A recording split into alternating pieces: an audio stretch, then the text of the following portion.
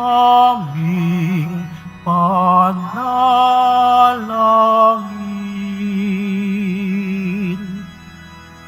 Laging angkinin ang puso namin. Sa ngalan ng Ama at ng Anak at ng Espiritu Santo. Amen. Ang pagpapala ng ating Panginoong Hesukristo, ang pag-ibig ng Diyos Ama, at ang pakikipagkaisa ng Espiritu Santo, naway sumainyong lahat. At sumaiyo rin. Mga kapatid, aminin natin ang ating mga kasalanan upang tayo ay maging marapat gumanap sa banal na pagdiriwang. Inaamin ko sa makapangyarihang Diyos At sa inyo, mga kapatid, na lubha akong nagkasala sa isip, sa salita at sa gawa at sa aking pagkukulang. Kaya'y sinasamo ko sa mahal na Birheng Maria, sa lahat ng mga anghel at mga banal, at sa inyo, mga kapatid, na ako'y panalangin sa Panginoong ating Diyos. Kaawaan tayo ng makapangyarihang Diyos, patawarin tayo sa ating mga kasalanan, at patnubayan tayo sa buhay na walang hanggan. Amen. Panginoon, kaawaan mo kami. Panginoon, kaawaan mo kami. Kristo, kaawaan mo kami. Kristo, kaawaan mo kami. Panginoon, kaawaan mo kami. Panginoon, kaawaan mo kami. Manalangin tayo.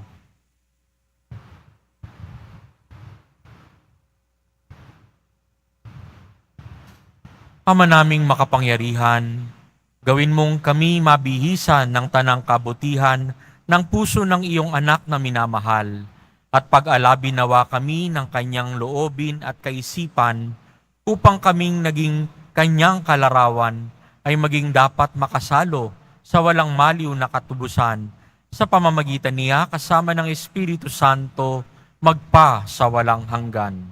Amen. Magsiupo muna po ang lahat. Pagbasa mula sa ikalawang sulat ni Apostol San Pedro. Mga pinakamamahal, mapuspos nawa kayo ng pagpapala at kapayapaan ng Diyos dahil sa inyong pagkakilala sa Kanya at sa ating Panginoong Hesus. Tinanggap natin sa pamamagitan ng Kanyang kapangyarihan ang lahat ng bagay na magtuturo sa atin upang mamuhay ng tapat sa Diyos. Ito'y dahil sa ating pagkakilala kay Jesus, na siya ring tumawag sa atin upang bahaginan ng kanyang karangalan at kapangyarihan. Sa pamamagitan nito, nangako siya ng mga bagay na mahalaga upang makaiwas kayo sa mapanirang simbuyo ng kahalayang umiiral sa mundong ito at makahati sa kanyang kalikasan bilang Diyos. Dahil dito, sikapin ninyong idagdag sa inyong pananampalataya ang kabutihang asal. Sa kabutihang asal, ang kaalaman. Sa kaalaman, ang pagsupil sa sarili. Sa pagsupil sa sarili, ang katatagan. Sa katatagan, ang kabanalan. Sa kabanalan, ang pagmamalasakit sa kapatid. At sa pagmamalasakit, ang pag-ibig. Ang salita ng Diyos. Salamat sa Diyos. Diyos kong tapat at totoo, ikaw lang ang pag-asa ko. Diyos kong tapat at totoo, ikaw lang ang pag-asa ko. Siyang naghahangad ng pagkupkop ng kataas-taasan at nananatili sa kalinga niyong makapangyarihan, makapagsasabi sa kanyang Panginoon, Mogko at tahanan, ikaw ang aking Diyos, ang Diyos na tangi kong pinagtiwalaan. Diyos kong tapat at totoo, ikaw lang ang pag-asa ko. Ang sabi ng Diyos, aking ililigtas ang tapat sa akin, at iingatan ko ang sinumang taong ako'y kikilanlin. Pag sila'y tumawag, laging handa ako na sila'y pakinggan. Aking sasamahan at kung may hilahil, ay sasaklolohan. Diyos kong tapat at totoo, ikaw lang ang pag-asa ko. Aking ililigtas at ang bawat isa ay pararangalan. Sila'y bibigyan ko at gagantimpalaan ng mahabang buhay at nakatitiyak na ang tatamuhin nila ay kaligtasan. Diyos kong tapat at totoo, ikaw lang ang pag-asa ko. Magsitayo na po ang lahat.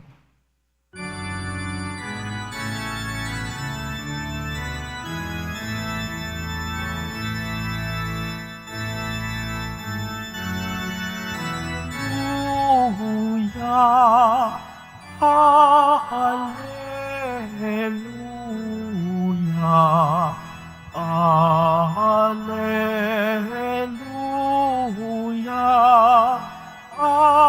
Hallelujah.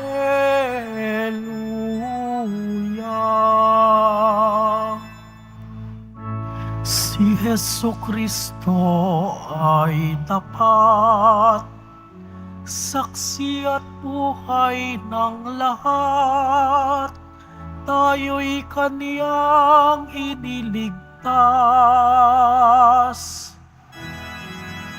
Hallelujah, Hallelujah, Hallelujah, Hallelujah.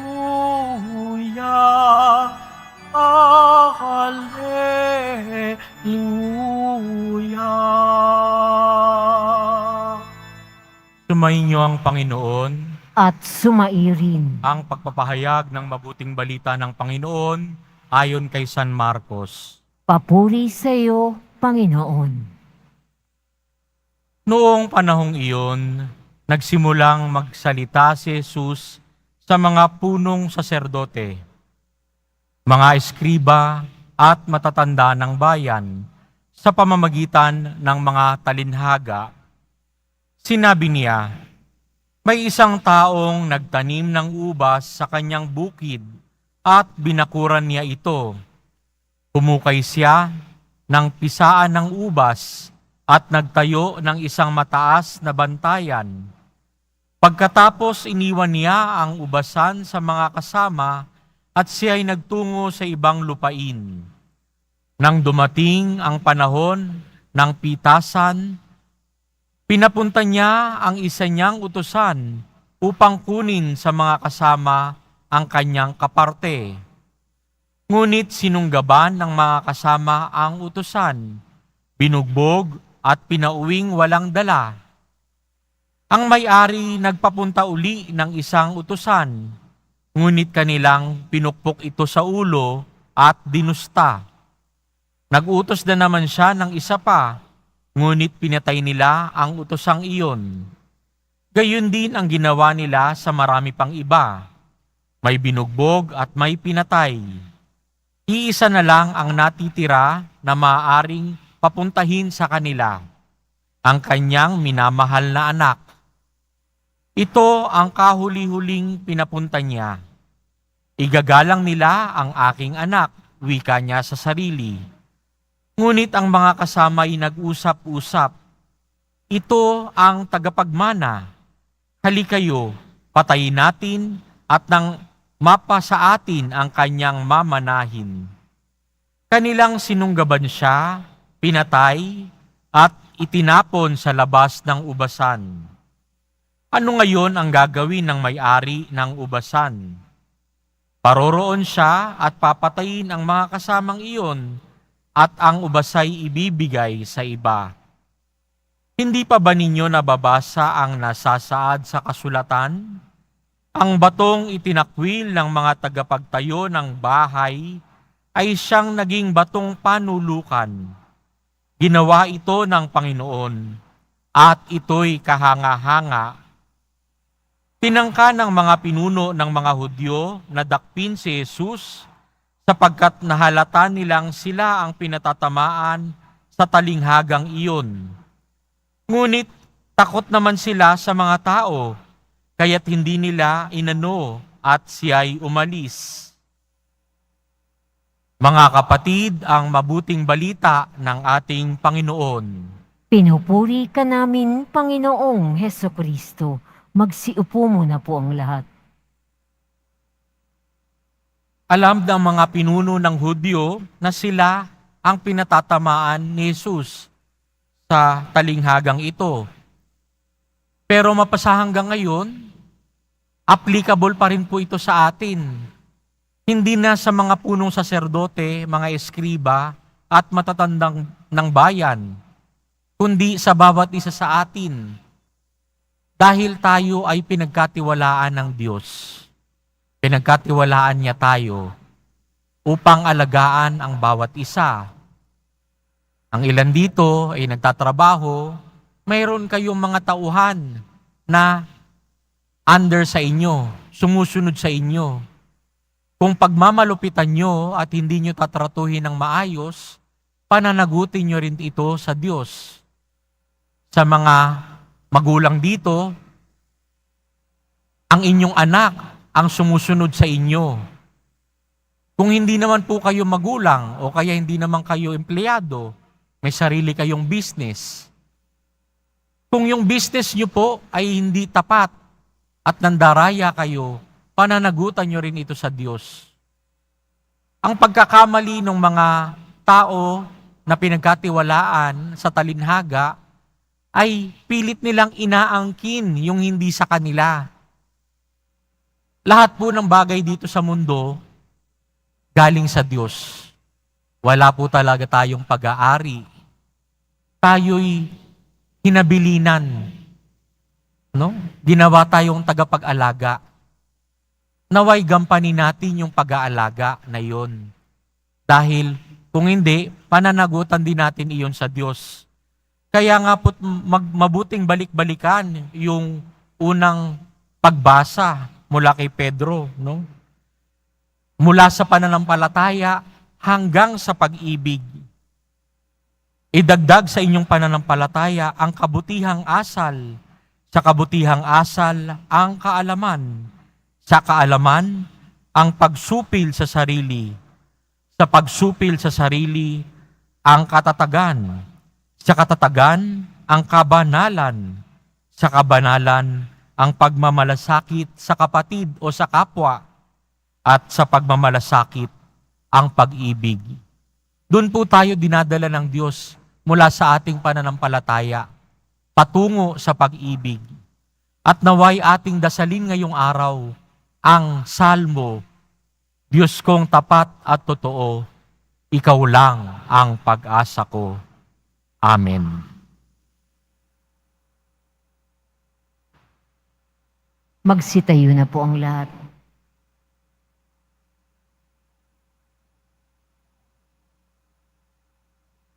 Minamahal kong mga kapatid, may pagninilay sa hamon ng Panginoon sa Ebanghelyo tungkol sa tungkuling mamunga at pangalagaan ng bawat isa.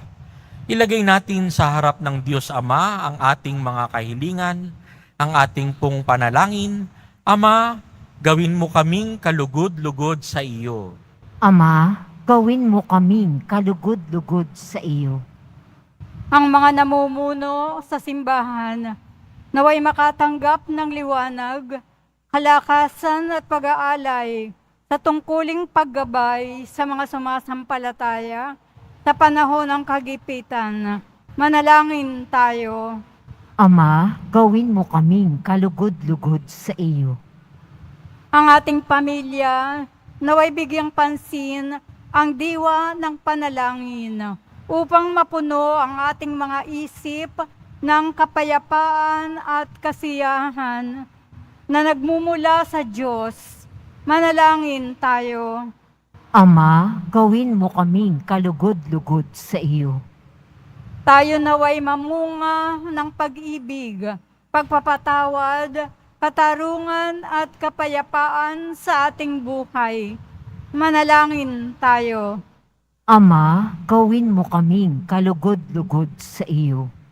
Ang mga matatanda, mga nalulumbay at mga may sakit, naway huwag mawala ng pag-asa sa gitna ng kanilang dinaranas na pagsubok at kahirapan. Manalangin tayo. Ama, gawin mo kaming kalugod-lugod sa iyo. Yang mga namatay, naway makatagpo ng lugar sa walang hanggang kaharian ng Diyos. Manalangin tayo. Ama, gawin mo kaming kalugod-lugod sa iyo. Manahimik tayo sandali, ating ipagdasal ang mga intensyon sa misang ito, pati na rin ang personal nating kahilingan.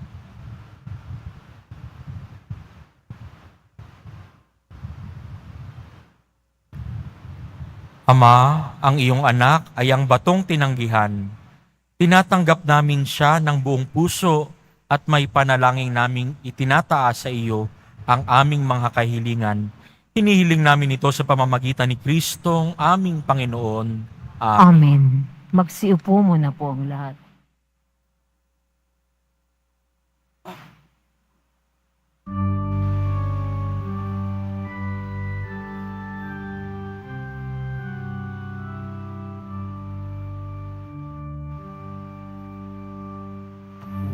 Pusong maamo at mahabagin,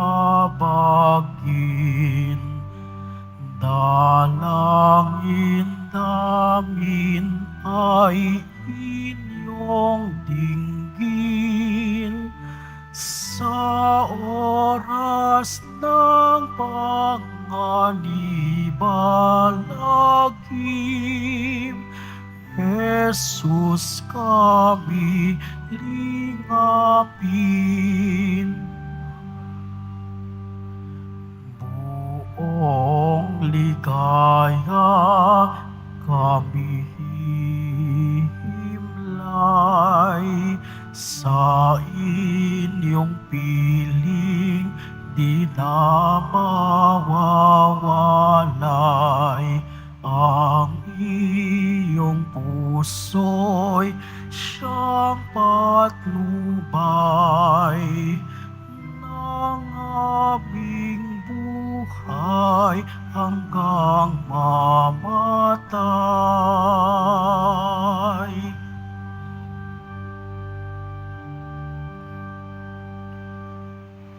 Gawin ninyo poon naming banal, na kami ay maging inyong tunay. Haliwin niyo ang pusong may lumbay. Jesus, kami pagmahal. Buong ligaya kami himlay sa inyong piling, di na mawawalay ang inyong puso'y siyang patnubay ng aming buhay hanggang mamatay.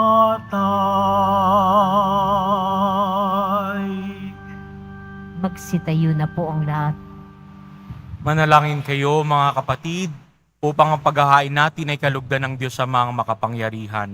Tanggapin nawa ng Panginoon itong paghahain sa iyong mga kamay sa kapurihan niya at karangalan sa ating kapakinabangan at sa buong sambayanan niyang banal.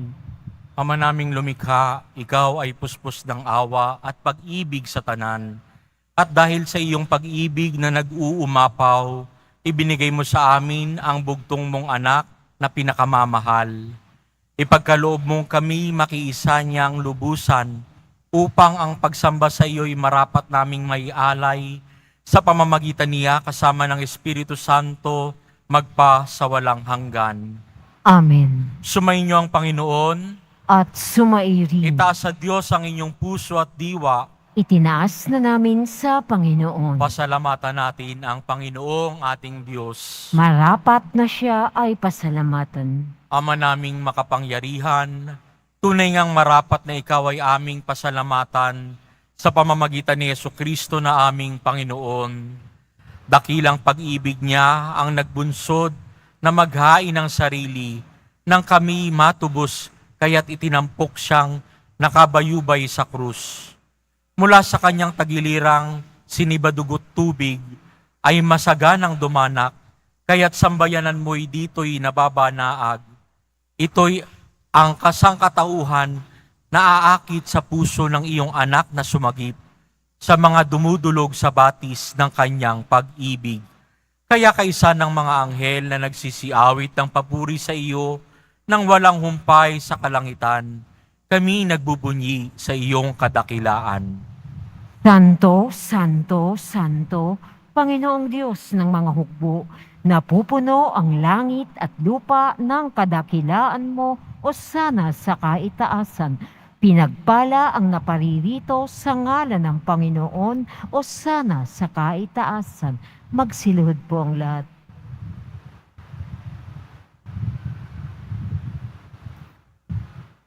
Ama naming banal, ikaw ang bukal ng tanang kabanalan. Kaya't sa pamamagitan ng iyong Espiritu gawin mong banal ang kaloob na ito upang para sa aming maging katawan at dugo ng aming Panginoong Hesukristo. Bago niya pinagtiis ang kusang loob na maging handog, hinawakan niya ang tinapay, pinasalamatan kaniya, pinaghati-hati niya iyon, iniabot sa kanyang mga alagad at sinabi, "Tanggapin ninyong lahat ito at kanin, ito ang aking katawan na ihahandog para sa inyo."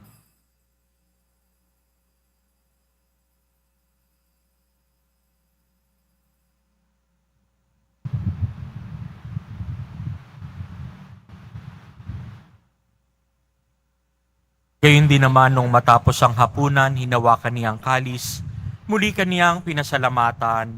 Iniabot niya ang kalis sa kanyang mga alagad at sinabi, "Tanggapin ninyong lahat ito at inumin. Ito ang kalis ng aking dugo, ng bago at walang hanggang tipan. Ang aking dugo na ibubuhos para sa inyo at para sa lahat, sa ikapagpapatawad ng mga kasalanan. Gawin ninyo ito sa pag-alala sa akin."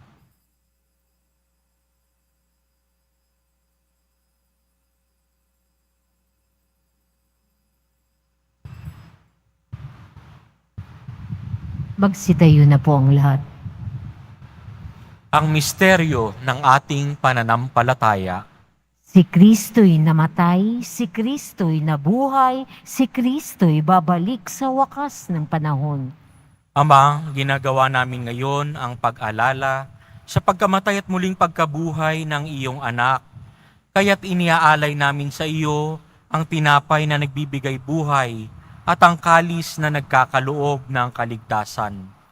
Kami nagpapasalamat dahil kami iyong minarapat na tumayo sa harap mo para maglingkod sa iyo. Isinasamo namin kaming magsalo-salo sa katawan at dugo ni Kristo ay mabuklod sa pagkakaisa sa pamamagitan ng Espiritu Santo. Ama, lingapin mo ang iyong simbahang laganap sa buong daigdig. Puspusin mo kami sa pag-ibig kaysa ni Francisco na aming Papa at ni Jose na aming Obispo at ng Tanang Kaparian. Alalahanin mo rin ang mga kapatid naming nahimlay nang may pag-asang sila'y muling mabubuhay, gayon din ang lahat ng mga pumanaw. Kaawaan mo sila at patuloyin sa iyong kaliwanagan. Kaawaan mo at pagindapatin kaming lahat na makasalo sa iyong buhay na walang wakas. Kaysa ng mahal na Birheng Maria na ina ng Diyos, ng kabiyak ng puso niyang si San Jose, kaysa ng mga apostol, ni San Juan Bautista, at ng lahat ng mga banal na namuhay dito sa daigdig ng kalugod-lugod sa iyo, may pagdiwang nawa namin ang pagpupuri sa ikararangal mo sa pamamagitan ng iyong anak na aming Panginoong Hesukristo. Sa pamamagitan ni Kristo, kasama niya at sa Kanya, ang lahat ng parangal at papuri ay sa iyo, Diyos Amang makapangyarihan, kasama ng Espiritu Santo, magpasawalang hanggan.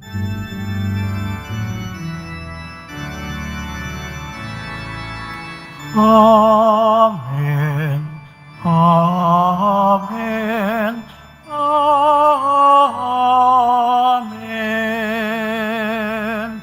Amen. Lakas loob nating dasalin ang itinuro sa atin ni Jesus. Ama namin, sumasalangit ka, sambahin ang ngalan mo. Mapasa amin ang kaharian mo, sundin ang loob mo dito sa lupa para nang sa langit.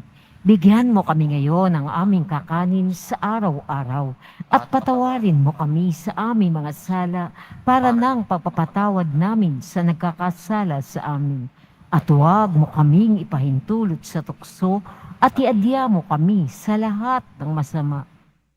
Hinihiling namin kami iadya sa lahat ng masama, pagkalooban ng kapayapaan araw-araw, iligtas sa kasalanan at ilayo sa lahat ng kapahamakan, samantalang aming pinananabikan ng dakilang araw ng pagpapahayag ng tagapagligtas naming si Jesucristo.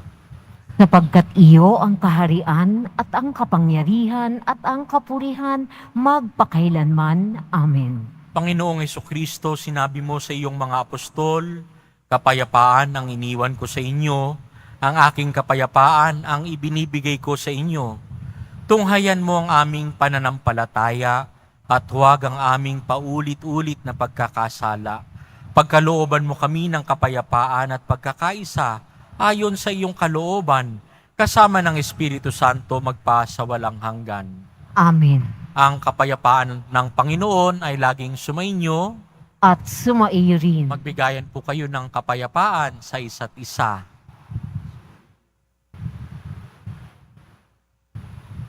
Kordero ng Diyos na nag-aalis ng mga kasalanan ng sanlibutan, maawa ka sa amin. Kordero ng Diyos na nag-aalis ng mga kasalanan ng sanlibutan, maawa ka sa amin. Kordero ng Diyos na nag-aalis ng mga kasalanan ng sanlibutan, ipagkaloob mo sa amin ang kapayapaan. Magsilod po ang lahat.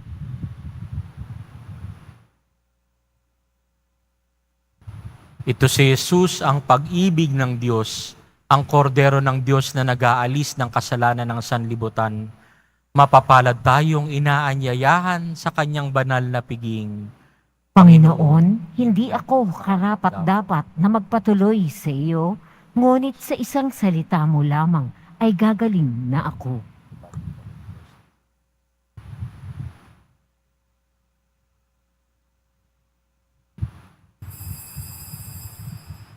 Para sa lahat ng tatanggap ng banal na komunyon, sasagot po tayo ng amen pagkasabi ng pari o lay minister ng katawan ni Kristo at isubo agad sa bibig bago umalis sa harapan ng pari o lay minister.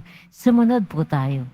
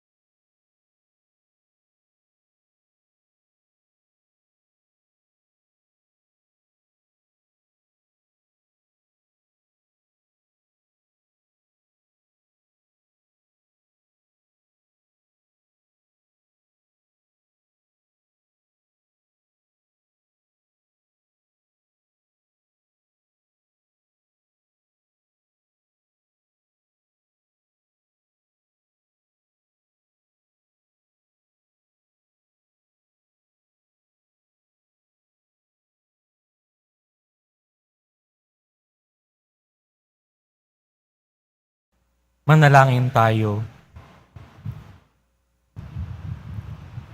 Ama naming mapagmahal, kaming nagsalo-salo sa iyong piging ng pag-ibig na banal, ay nagmamakaawang iyong pagbigyan, upang si Kristo ay makalarawan sa lupaing ibabaw at maging marapat na makatambal siya sa kalangitan, sa pamamagitan niya kasama ng Espiritu Santo, magpa sa walang hanggan. Amen. Pinasasalamatan po natin ang nag-sponsor sa ating Novena Mass ngayon sa Sacred Heart, ang Vicariate ng Our Lady of Guadalupe. Maraming salamat po. Sumainyo ang Panginoon, At sumairin. yumuko para sa pagbabasbas.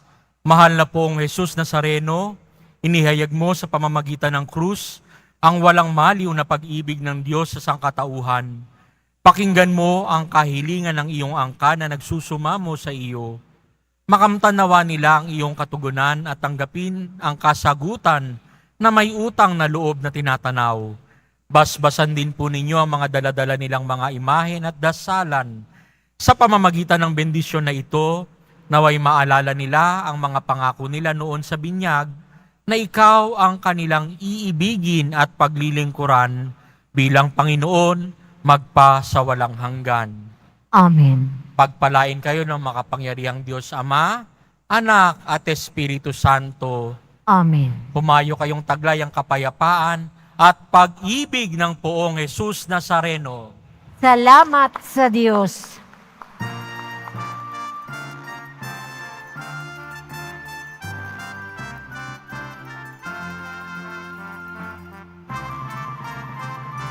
Walang higit na pag-ibig, o mahal na puso, ang bayang Pilipino, alay sa puso mo. Sa templo, sa silangan, sambit namin ang iyong ngalan.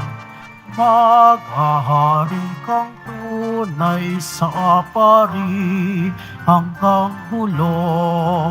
Malaod na naming pangarap, pag-ari mo sa silangan, pananampalataya, namin siningas ng araw. Sintatag ng kabundukan, sinawak ng karagatan, kailan may di pabihag. Bayan mo sa silangan, tanghal sa tanang ako, ang banal mong sagisag. Di